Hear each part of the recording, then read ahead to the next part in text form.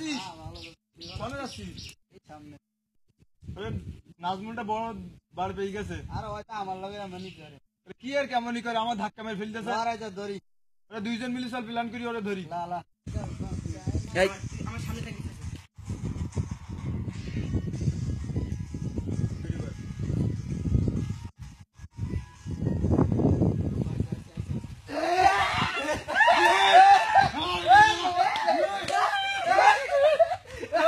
mobile